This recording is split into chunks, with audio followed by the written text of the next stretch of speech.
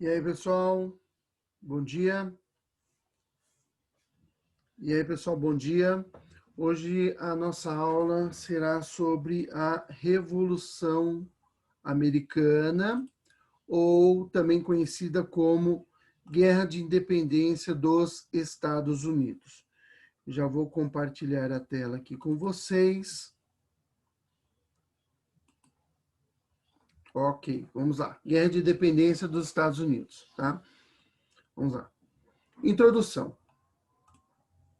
A Guerra de Independência dos Estados Unidos da América, ou a Revolução Americana, foi um conflito militar entre a Inglaterra, o Império Britânico, e as 13 colônias britânicas inglesas na América do Norte, tá? Antes não havia os Estados Unidos, não existia a nação Estados Unidos, tá?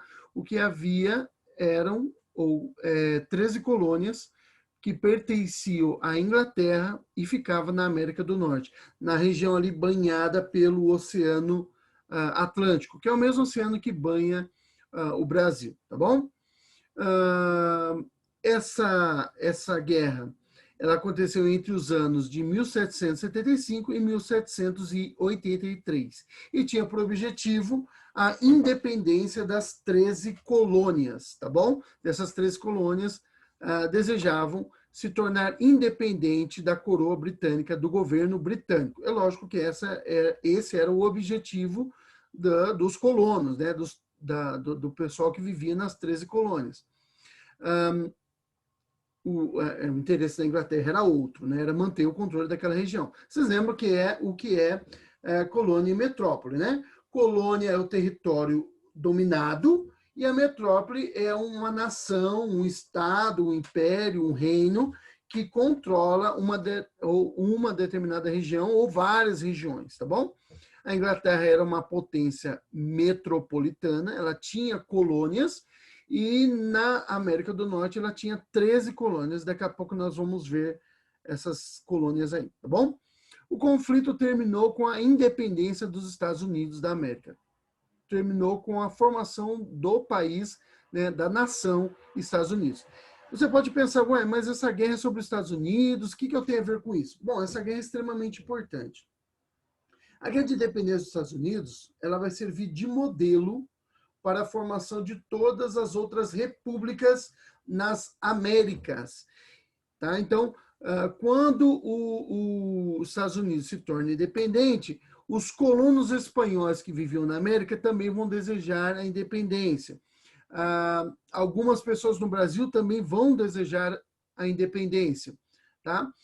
E elas, quando se tornarem independentes, elas vão seguir um modelo estadunidense, tá? Modelo republicano dos Estados Unidos, com exceção do Brasil inicialmente, que vai ser um império e depois vai se tornar uma república só em 1889, tá bom? Bom, vamos lá. Uma coisa importante, antes da gente seguir, a Guerra de Independência dos Estados Unidos, século XVIII, tá bom? Influencia a Revolução Francesa também, no final desse século. Vocês vão ver a relação que existe entre elas. E a independência, melhor dizendo, das Américas espanholas acontecerá no século XIX e do Brasil também no século XIX, tá? Então, vamos lá. Antecedentes. O que antecede a guerra? Que é um dos pontos mais importantes para nós. O movimento iluminista, né, ou o iluminismo, a Guerra de 7 Anos, o aumento de impostos sobre as 13 colônias, o massacre de Boston e a festa do chá, também conhecido como chá de Boston, as leis intoleráveis e o segundo Congresso Continental da Filadélfia e a Declaração de Independência. Aí já esse último ponto, né, segundo Congresso que eu estou mostrando aqui para vocês, Continental já dá, o segundo Congresso dá início à guerra, propriamente dita, e a Declaração de Independência, ele já está, os combates já estão acontecendo quando ela é redigida, ou pelo menos quando ela é publicada, tá certo? Vamos lá. Seguindo aqui. Movimento iluminista. Não dá para eu entrar totalmente no movimento, eu vou só dar uma pinceladinha, vocês vão ver aí. Mas o que é importante a gente saber sobre o movimento iluminista? Foi um movimento filosófico, cultural, que tinha uma forte ênfase no racionalismo. Então, a ideia do movimento iluminista é, bom, nós agora fomos iluminados pela ciência, pelo conhecimento desenvolvido pelo homem. Agora nós podemos deixar a religião de lado, o que eles chamam de conto de fadas, tá? Não é o que eu penso, é o que eles pensavam na época. Deixar o conto de fadas de lado e focar agora naquilo que é racional, naquilo que pode ser explicado cientificamente, naquilo que é verdade, tá bom? Naquilo que eles consideram a verdade, tá? O movimento iluminista defendia as ideias de liberdade, tá? Então todos são livres, todos devem ser livres, livres para buscar sua felicidade como for preciso, tá bom? Ideias de igualdade, né? Todos somos iguais, não é igualdade plena, mas é igualdade sob a lei, tá bom? Ou seja, a lei determina onde começa e onde termina a nossa igualdade, mas agora nós todos somos iguais, não há pessoas que estão acima da lei, tá? Todos têm que estar debaixo da lei, tá bom? Debaixo da lei. Todos têm que obedecer a lei igualmente, tá? Então, os nobres não serão mais importantes do que outros. Então, essa ideia de que todos os homens são iguais. E fraternidade, todos somos uma grande fraternidade, irmãos e tal, tá? Essas mesmas ideias estarão presentes depois, ali, né? Depois em relação à Guerra de Independência, na Revolução Francesa, tá bom? Os iluministas se opunham ao conceito de direito divino dos reis para governar. Vejam, antes da Revolução, da Guerra de Independência dos Estados Unidos e da Revolução Francesa, que acontece praticamente 10 anos depois, pouco mais, né? Pouco mais de 10 anos, mas praticamente na década seguinte, a Revolução Americana, norte-americana, o que regia a política na Europa era aquilo que nós chamamos de antigo regime, ou seja, um regime, um sistema de governo que ele era sustentado pela ideia de que o rei ele foi escolhido por Deus, ele tem um direito divino para governar, tá? O poder emanaria diretamente, o poder pertence a Deus, o poder de governar pertence a Deus, e ele dá para uma pessoa que ele escolheu, essa pessoa tem o direito, assim, de governar. Os iluministas, eles não acreditavam assim, eles acreditavam que que quem tinha o poder era o povo, e o povo escolhe um representante que governa em nome do povo. Então, o poder, no caso, emana do povo e em seu nome ele deveria ser exercido. E quando o rei, ou melhor, quando o povo estivesse descontente com o governante, era só tirar o governante, depor o governante, tá bom? É lógico que os monarcas europeus não gostavam disso. Guerra de 7 anos. A Guerra de 7 anos ele foi um conflito que aconteceu na Europa, tá bom? Envolvendo algumas potências europeias. O que interessa para nós desse conflito somente é a participação de duas potências, de duas nações, tá? Que eram rivais no conflito. A Inglaterra, que formou um grupo de países que o apoiou, tá? Ou que a apoiou nessa guerra, e a França, que também formou um outro grupo de países que também a apoiou na guerra. Tá? As duas lutaram entre si, né? As duas alianças militares ali lutaram entre si, e o final dessa guerra, que durou 7 anos, lógico, né? Mas a gente fala assim, lógico, mas não é tão lógico, a guerra de 100 anos durou mais de 100 anos. Mas a guerra de 7 anos durou 7 anos, e teve por nação vitoriosa a Inglaterra e o seu grupo, a sua aliança venceu. Tá? A França, o principal aliado da França nesse período era a Espanha, ambos, né, o grupo ali da França foi derrotado, tá bom? Um dos desdobramentos dessa guerra foi a Guerra Franco-Indígena. Tá? Essa Guerra de 7 anos, ela aconteceu na Europa, mas ela teve conflitos nas colônias também. Onde havia colônia inglesa e francesa, teve confronto. E um dos locais onde haviam colônias assim era na América do Norte. tá bom? Eu coloquei aqui, ó, no mapinha as 13 colônias, elas ficavam aqui, ó, né, no litoral, né, no Oceano Atlântico, mas mais ao centro aqui de onde hoje é os Estados Unidos, havia ali uma colônia francesa, tá? Então, os colonos franceses que habitavam essas regiões aqui não eram tão povoadas, tá? Quanto as colônias inglesas na América, mas havia população francesa aqui. Eles se uniram com seus indígenas e lutaram contra os colonos ingleses que estavam aqui. Os colonos ingleses, por sua vez, se uniram entre si e com os indígenas que ali viviam e lutaram contra os franceses. A ideia dos colonos ingleses ali era que, uma vez que eles ajudassem os ingleses a vencer essa guerra, os ingleses dariam mais autonomia para eles. Uma coisa que eles queriam muito, tá? O colono inglês queria muito, que vivia nas colônias aqui, ele queria muito pertencer ou participar do parlamento inglês, porque isso lhe daria condições de tomar ou de participar das decisões do Império Britânico. Isso era muito importante para eles. E eles achavam que, ao ajudar a Inglaterra na guerra, receberiam essa ajuda aí, ou receberiam essa moralzinha aí da coroa britânica ou do parlamento britânico. Não foi bem isso que aconteceu, tá bom? Bem, embora a Inglaterra tenha vencido a guerra, isso foi muito caro para ela e foi muito pesado, tá? No final da guerra, a Inglaterra estava com sérios problemas econômicos. Ela precisava cobrir as dívidas e os gastos que ela teve com a guerra. Como ela faria isso? Aumentando imposto. Aumentando aonde? No seu próprio território, na própria Inglaterra? Não. Aumentando nas colônias. Então, os colonos ajudaram a Inglaterra a vencer e depois, ao invés de receber uma recompensa, tiveram que pagar pelos prejuízos da Inglaterra. Tá certo? Vamos lá.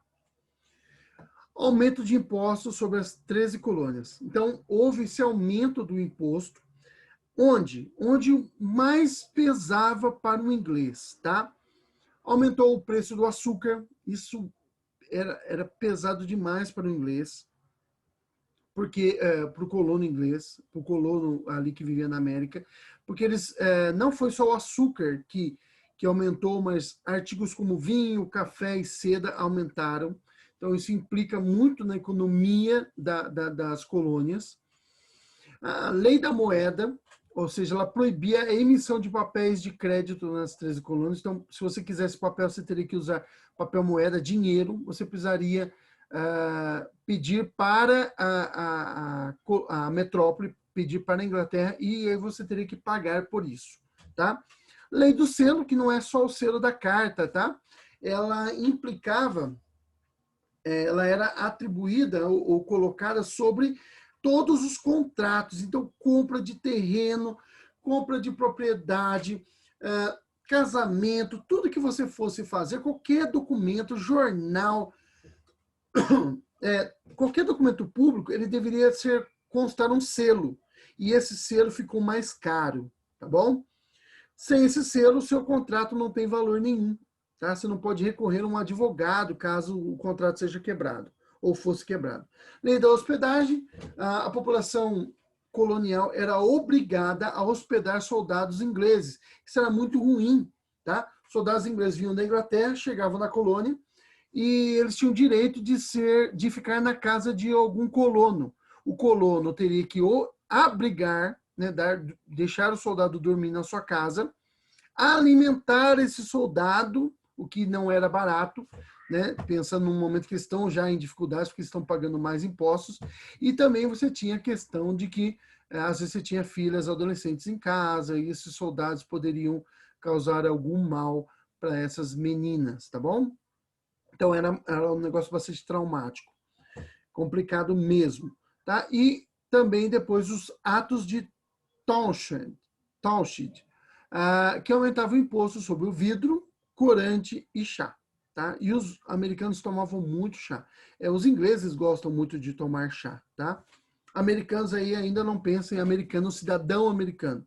Pensa em americano, em colonos ingleses que vivem na América, tá? Vamos lá. O massacre de Boston e a festa do chá.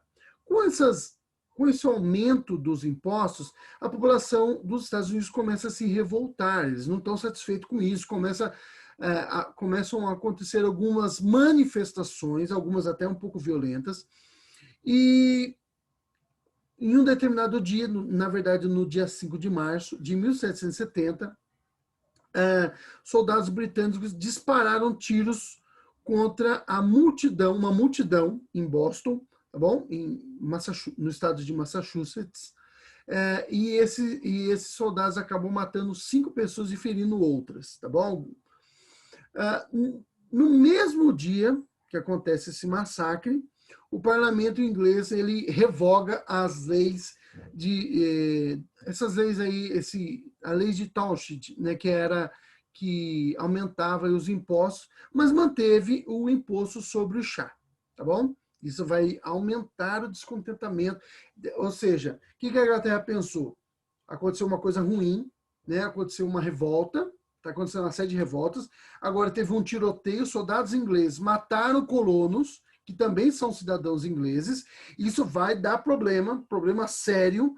Nós vamos ter uma revolta muito séria na nossa mão. Então é melhor a gente dar uma acalmada, colocar o pé no freio, diminuir aí as coisas. Vamos deixar só o imposto no chá. Vamos diminuir o resto das outras leis aí, das outras taxações, dos outros impostos, para que aí os nervos, né, vão se acalmar, a situação vai se acalmar ali nas colônias, tá bom? Mas mesmo só com esse imposto sobre o chá, a coisa vai de 70 a 73 continuar enfervescendo ali. E no dia 16 de dezembro de 1773, ou seja, 3 anos depois do massacre lá de Boston, colonos americanos eles invadem alguns navios britânicos, ancorados em Boston também, lembra? Que foi onde aconteceu o massacre. E eles atiram cargas inteiras de chá no mar, tá? Isso causa um prejuízo para navios britânicos, para a Companhia das Índias Ocidentais Britânicas, para a coroa, né? Para o parlamento inglês, para burgueses ingleses, e isso vai levar a uma maior tensão entre colonos e o império, tá bom? Bem, por causa disso, por causa do chá de Boston lá, né? O parlamento inglês vai aplicar sobre as 13 colônias as chamadas leis intoleráveis, tá? Foi chamada assim pelos colonos. O que previa? Várias coisas, tá? Eu coloquei aqui só 4, mas ela previa mais coisas. O fechamento do porto de Boston, tá? Até que os colonos pagassem pelo chá que haviam destruído. Então, sabe se destruíram, jogaram cargas de chá no mar? Então, vocês vão pagar por elas. Enquanto não pagar, o porto está fechado. E um porto fechado causa muito prejuízo, tá bom? Direito de reuniões estava suspenso, ou seja, eles não poderiam se reunir, tá? E é lógico que essa ideia da coroa era impedir que eles se reunissem e tramassem uma rebelião, tá bom? A colônia de Massachusetts, onde está Boston ali, né? Foi ocupada por tropas britânicas. Se o foco está ali, então nós vamos ocupar ali e impedir que mais revoltas aconteçam. E os colonos foram obrigados a abrigar e a alimentar as tropas inglesas que dominaram a região. Aquela lei da hospedaria foi ampliada ali e havia mais soldados, a coisa piorou para os colonos, tá? Bom, em 1774, quer dizer, no ano seguinte ao chá de Boston lá, né? Representantes de todas as colônias, menos da Geórgia não quis participar disso, ela não queria saber disso, tá? Se reuniram na Filadélfia e deram início ali ao primeiro congresso, né? Ainda não chamava primeiro porque era o congresso, tá bom? O Congresso Continental. E aí eles redigiram um documento pedindo para que a Grã-Bretanha, ou seja, o parlamento inglês, a coroa, revogasse as leis intoleráveis. Qual foi a resposta da Inglaterra? vamos aceitar aí o pedido deles, afinal de contas a gente já está pesando a mão já faz um tempinho? Não. Intensificou. Não, eles estão achando que tá difícil? Nós vamos piorar, nós vamos mandar mais tropas ainda. Em 1775, né, no ano seguinte, foi conclamado, então, o segundo Congresso Continental da Filadélfia. Nesse congresso, no segundo, foi estipulado, então, a união das forças militares das colônias, instituir um exército, tá? As colônias, com exceção aí da Geórgia, se uniram e mandaram soldados, enfim, formaram um exército e colocaram esse exército sob o comando do George Washington, tá? O George Washington vai ser o grande comandante do exército colonial, o grande herói da independência, não foi o único, tá? Mas foi um dos grandes heróis da independência dos Estados Unidos e estou falando será, mas foi, tá? Porque já aconteceu.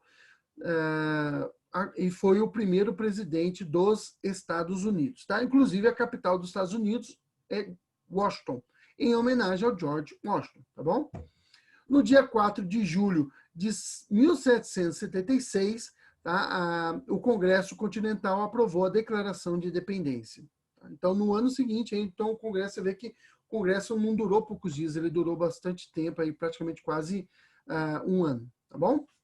E ela já tinha sido escrita, na verdade, mas só foi publicada no dia 4 de julho, que é o dia que os Estados Unidos comemora a sua independência. Tá? A sua independência oficialmente aconteceria bem depois, tá? Em 1783, oficialmente, mas os Estados Unidos já considera que, com a declaração da independência, os Estados Unidos já estava livre. Tá? Vamos lá, mas aí vai ter guerra, tá bom? Vamos lá, o conflito em si. O conflito não é tão importante para nós, tá bom? A guerra inicialmente contou com importantes vitórias por parte do exército colonial e da guerrilha sobre os britânicos. Então, além do exército oficial da colônia, haviam soldados chamada guerrilha. Eles não eram soldados de fato, mas eles ajudavam o exército, tá? Eram pessoas que lutavam sem um comando oficial, sem toda aquela estrutura de um exército oficial, né? Tem um filme chamado O Patriota, tem no YouTube esse filme, tá? Ele é com Mel Gibson. É difícil de encontrar para alugar, mas talvez você consiga comprar em algumas lojas que vendem DVDs por aí. Ele mostra um pouco dessa questão da guerrilha. No filme, o Mel Gibson, que é o personagem principal, ele comanda o exército da guerrilha. Eles eram também chamados de Minutemen, né? Os soldados que se preparam em 1 minuto. Exagero, né? Mas era o jeito que eles chamavam. Tinha 1 minuto para se preparar. Então, em 1 minuto, a pessoa se armava e ia para o combate. Entre 1776 e 1778, os dois lados mantiveram praticamente equiparados no conflito. Tá? O exército colonial tinha algumas vitórias, o exército inglês tinha outras vitórias importantes. Ambos os lados tinham algumas vitórias importantes. Todos os conflitos aconteceram em território norte-americano. Tá? Não houve conflitos no território britânico. Os colonos não tinham navios para isso, tá bom? Para enviar, lembra, tem um oceano separando Inglaterra do continente americano. Tá? Por causa das vitórias coloniais, franceses e espanhóis resolveram apoiar o exército colonial. Lembra que a Inglaterra tinha vencido a Guerra de 7 Anos e imposto uma derrota vergonhosa para franceses e espanhóis? Pois então, agora França e Espanha pensam, é a hora de dar o troco. E mandaram tropas e navios para apoiar o exército colonial. Isso deu uma grande vantagem para os colonos, equilibrou a balança no momento crucial do conflito, tá? E deu vantagem para o exército colonial. No dia 19 de outubro, mesmo assim, ó, veja, o apoio francês começou em 1777. Só 4 anos depois, no finalzinho de 1781, na Batalha de Yorktown, os colonos americanos venceram definitivamente as tropas britânicas. Porém, tá? Ainda não estavam, a Inglaterra não reconhecia a independência dos Estados Unidos. Isso é um problema, porque tem toda uma relação comercial aí, os colonos dependiam muito dos ingleses no comércio. A gente está brigando com vocês, mas depois a gente quer fazer amizade para manter comércio, entendeu? Manter relações comerciais. Essa era a ideia aí, tá bom? Mas a Inglaterra resolveu assinar um acordo em Paris, ou, portanto, na França, em 1783, tá? O Tratado de Paris, recebe esse nome porque foi assinado em Paris, concedendo ou aceitando a independência das 13 colônias. Aí, a partir daí, elas são oficialmente independentes, mas eles já se consideram independentes desde 1775, quando eles 76, desculpa, quando eles assinaram a Declaração de Independência, tá bom? A partir de então, as 13 colônias, como eram conhecidas, passaram a se chamar Estados Unidos da América. Certinho? Vamos lá. Consequência do conflito. Consolidação, ou seja, os Estados Unidos se consolida, se mantém agora como nação independente. Essa aqui é a primeira bandeira, tá? Dos Estados Unidos. Veja, ela tem 13 faixas, tá bom? Que representam as 13 colônias e 13 estrelas iniciais, porque elas representam as 13 colônias também, tá? As cores eram as cores do Império Britânico, tá bom? Mas aí tem uma questão de heráldica aí sobre essas cores, tá bom? Vermelho é bravura, branco é a paz e tal, e o azul a coragem, uma coisa assim. A independência dos Estados Unidos inspira movimentos de independência em outras partes da América, inclusive no Brasil, tá? Nós já comentamos sobre isso. O republicanismo consolidou-se como alternativa política. Antes você tinha monarquia e agora com os Estados Unidos você tem uma república. Antes disso você tem as repúblicas do mundo antigo, mas na era moderna, do século XVI para cá, havia algumas repúblicas na Itália, tá bom? A Itália não era um país até século XIX. Havia algumas repúblicas ali, e a Inglaterra havia tido uma experiência republicana durante as revoluções inglesas, tá? A Inglaterra teve 2 revoluções no século XVII, ou, portanto, praticamente aí 100 anos antes da Revolução Norte-Americana, da Guerra de Independência nos Estados Unidos. Foi a Revolução Puritana e depois a Revolução Gloriosa. Na Revolução Puritana, eles depuseram, isso lá na Inglaterra, tá? Vamos lá, vamos devagar. Na Inglaterra, no século XVII, durante a Revolução Puritana, eles depuseram o rei e instituíram uma república, também chamada de República de Orwell, né? Cromwell, Oliver Cromwell, tá? Que era o líder dessa república. Depois não deu certo e eles acabaram retornando à monarquia, tá?